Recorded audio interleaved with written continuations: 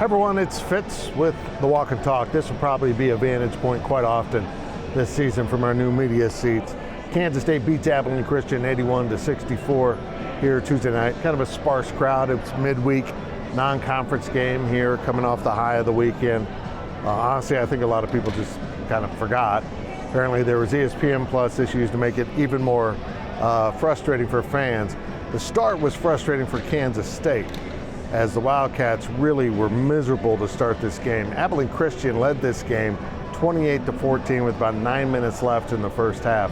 So Kansas State really poured it on with 67 points over the last 29 minutes of this game.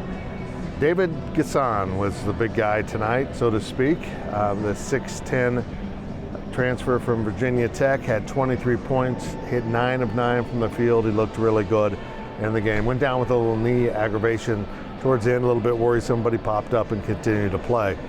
Marquise Noel continues to build on what he was last year and be a really good player for the Cats with a double-double with assists and points. I can't remember what his final assist number was, maybe 12. We'll go with 15 points. Naquan Tomlin almost had a double-double, came up short, 12 and 8. Keontae Johnson with 12. A really well-rounded effort from the Cats. But they got to be better. It's kind of funny. They have been so good in the start of games, and then lately they have struggled with that. So, but that means they have improved later in the game as they turn this game into a blowout at the end. You know, the spread on this game was 13, and they hovered right around 13 for much of the second half before getting it open back up. This is a nice win for K-State. These are function wins where they're kind of learning more about each other, more about playing with each other. They've got Incarnate Word on Sunday afternoon. I think it's a 2 p.m. tip, a little odd Sunday afternoon game. But K-State is continuing to push forward after that Butler loss. And I will be very curious to see how much they can build off of that. Because they needed to learn some lessons, to be real honest.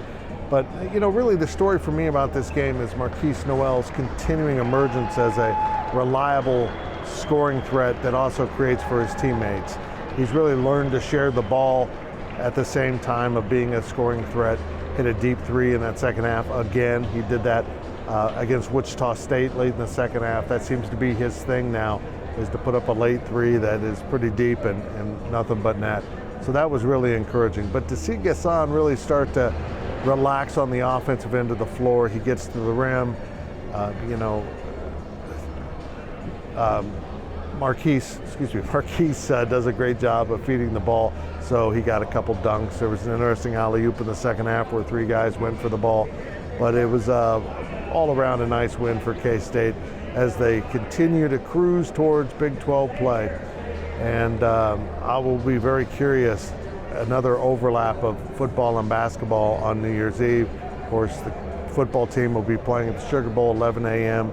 Not sure if they've announced the time now for the West Virginia game on New Year's Eve here in Bramlage. It was supposed to be an afternoon game. It'll be interesting to see what they do and to see what kind of crowd can show up for that game because there will be so many fans down in New Orleans for the Sugar Bowl.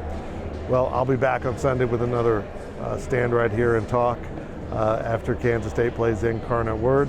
Thanks for following along at GoPowercat. Kind of an uneventful game, although the Cats put a little scare into their fans early in this one. I'm Fitz, and make sure you follow along at our YouTube site. Please subscribe.